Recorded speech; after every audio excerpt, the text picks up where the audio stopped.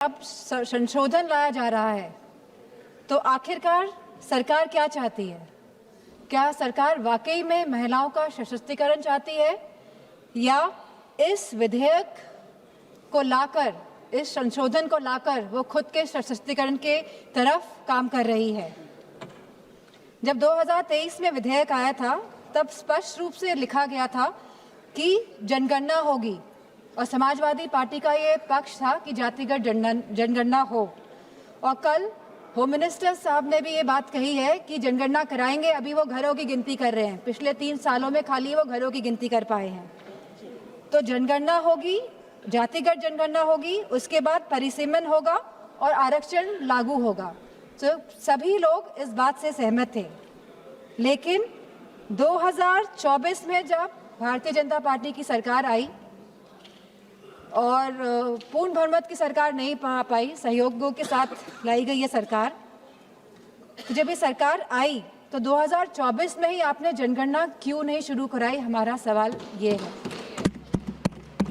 आपने लगभग 2.5 साल निकाल दिए, आपने जनगणना नहीं कराई, क्योंकि अगर जनगणना हो जाती तो आज हम परिसीमन की स्टेज में होते और आरक्षण 2029 तक लागू हो जाता।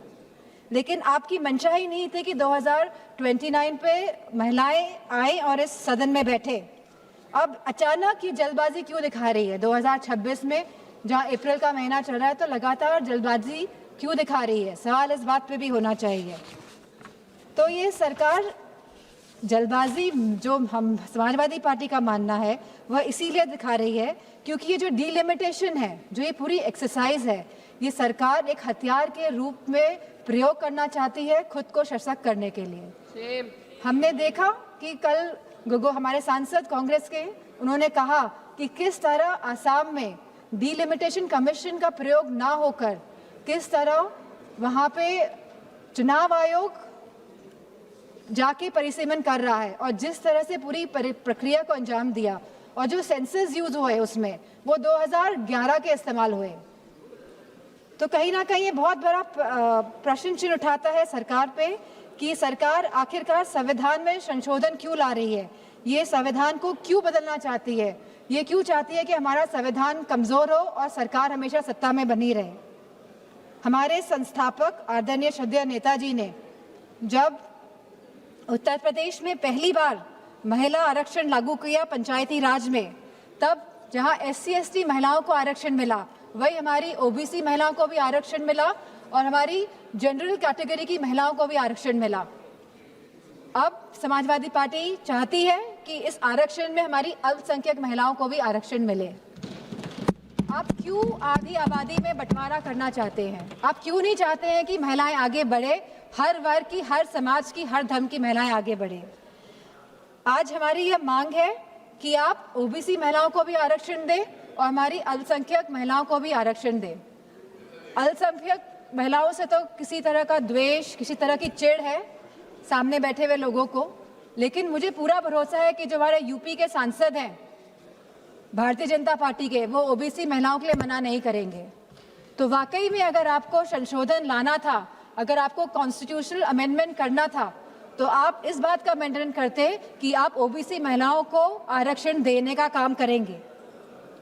आज जब आप अल्पमत में दिखाई दे रहे हैं, क्योंकि आप जानते हैं कि आपका जो वोट है वो खिसकता जा रहा है कहीं ना कहीं, तो आप इस तरह का भ्रम फैलाने के लिए ये संशोधन बिल लेकर आए हैं, क्योंकि आपका केवल एक ही लक्ष्य है कि जो डेटा, जो कास्ट सेंसस का डेटा, जो जातिगत जनगणना का जो डेटा आएगा, जिससे सबकी भागीदारी सुनिश्चित होगी, निश्चित होगी, आप इससे भागना चाह रहे हैं और आप डिलिमिटेशन की प्रक्रिया से इसीलिए सेंसस को हटाना चाहते हैं या 20 या 25 साल के सेंसस का आप प्रयोग करना चाहते हैं।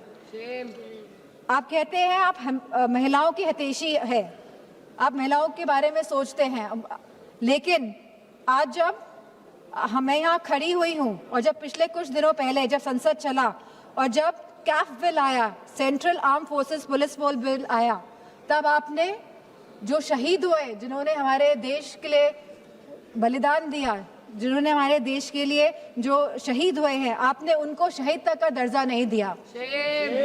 आपने उन शहीदों की महिलाओं के बारे में, उनके बच्चों के बारे में नहीं सोचा। आज जब ये आप विधेयक लेके आ रहे हैं तो हमारी मांग है कि उन महिलाओं के सम्मान के लिए आप उन शहीद जनों को, शहीद जवानों को शहीद का दर्जा दें और साथ में आप उन्हें पेंशन देने का भी कार्य करें।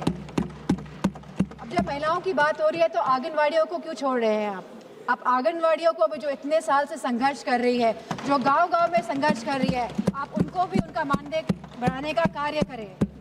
जहां आप सब वाकई में चाहते हैं अगर महिलाएं सशक्त बने तो आप उनकी शिक्षा में ध्यान दीजिए। अध्यक्ष महोदय, यूपी में तो गांव-गांव में स्कूल बंद किए जा रहे हैं, प्राइमरी स्कूल्स को बंद किया जा रहा है बिना कुछ सोचे, बिना कुछ समझे। और स्वास्थ्य के जो हालात हैं और जो पोषण की जो व्यवस्था है उत्तर प्रदेश में, मैं समझती हूँ पूरी तरह से उत्तर प्रदेश की व्यवस्था ध्वस्त है। और सुरक्षा और महिलाओं के सम्मान की तो बात क्या ही करी जाए। हमने देखा है जिस तरह हाथरस कांड हुआ, जिस तरह भारतीय जनता पार्टी के जो एमएलए सेगर जी का जो पूरा कांड हुआ, और लगातार जो उत्तराखंड में कांड हुआ, जब हमारे सांसद ने एक कविता कह दी तब तो विपक्ष दल की सब सांसदें खड़ी हो गई, उनका विरोध करने लगी। भरपूर तरीके से इन लोगों ने विरोध किया, लेकिन जब मणिपुर की घटना हुई तो कोई भी भारतीय जनता पार्टी के महिला सांसद खड़ी नहीं हुए। जब उत्तराखंड में 19 साल की लड़की को मार दिया गया, अंकिता भंडारी को, तब भारतीय जनता पार्टी की कोई भी महिला सांसद खड़ी नहीं हुई। पुरुषों से तो हमें उपेक्षा नहीं है, लेकिन कम से कम महिलाओं से तो हम ये उम्मीद करते हैं कि वो एटलीस्ट महिलाओं के लिए तो खड़ी हों। मैं जो ये मोह में है, सत्ता के जो मोह हो गया है भारतीय जनता पार्टी को, जो छोड़ना नहीं चाहते हैं, और जिस तरह से डिलिमिटेशन लाना चाहते हैं, जिस तरह से जातिगत जनगणना नहीं कराना चाहते हैं, जिस तरह से ये लोग चाहते हैं कि सत्ता में बने रहे लेकिन गरीबों को, पिछड़ों को, दलितों को उनका हक, सम्मान, अधिकार नहीं दे, तो मैं कहना चाहती हूँ, क्योंकि कल प्राइम मिनिस्टर जी ने जिक्र किया था कि जब 2023 में ये बिल आया था सबने साथ दिया था, और तब साथ देने पे भी उनकी सरकार आई, लेकिन वो ये ना भूलें कि जब 2023 में बिल पास हुआ था, 2024 में इनकी सरकार आई थी, तो पहले पूर्ण बहुमत की सरकार थी, और अभी कौन सी सरकार है? अभी सहयोगियों के साथ इनकी सरकार बनी हुई है, और अब दोबारा ये बिल लेके आ रहे हैं एक भ्रम फैलाने के लिए, एक इस तरह की भूमिका बनाने के लिए। लेकिन अब जब 2029 में जब चुनाव दोबारा आएंगे तो मेरा पूरा मानना है कि भारतीय जनता पार्टी की सरकार जाने वाली है। और गारंटी की बात की जा रही थी कल, गारंटी, ये तो समय बताएगा।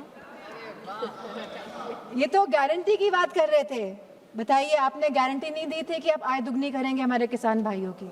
क्या आपने गारंटी नहीं दी थी आप 1 पेंशन लेकर आएंगे हमारे नौजवानों के लिए जो शहीद होते हैं? क्या आपने गारंटी नहीं दी थी कि आप 2 करोड़ लोगों को नौकरी देंगे? क्या आपने गारंटी नहीं दी थी कि आप मुफ्त सिलेंडर देंगे? क्या आप यूपी में गारंटी देके नहीं आए थे कि होली और दिवाली में आप महिलाओं को मुफ्त सिलेंडर देने का कार्य करेंगे? क्या वहाँ के आवारा पशुओं को आप उनकी जो समस्या है उसको सुलझाने का काम करेंगे? आपने नोटबंदी में भी गारंटी दी थी कि आप आतंकवाद को खत्म करेंगे। आप सबसे ज्यादा घटनाएं आतंकवाद की अगर हुई हैं तो भारतीय जनता पार्टी की सरकार के समय हुई है, चाहे वो पुलवामा हो, चाहे वो पहलगाम की घटना हो, चाहे वो नक्सलवादियों की घटनाएं हो। सबसे ज्यादा अगर हमारे जवान शहीद हुए हैं तो भारतीय जनता पार्टी के समय में शहीद हुए हैं। नक्सलवाद खत्म हुआ, लेकिन अब शहीदों को शहीद का दर्जा नहीं देंगे, पेंशन नहीं देंगे आप। अब बात करते हैं।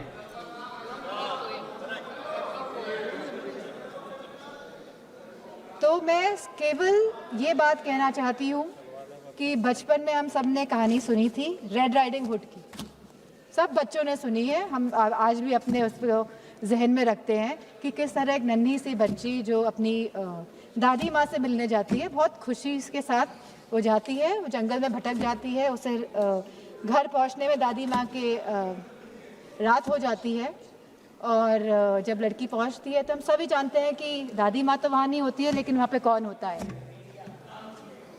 तो ये हम सभी जानते हैं।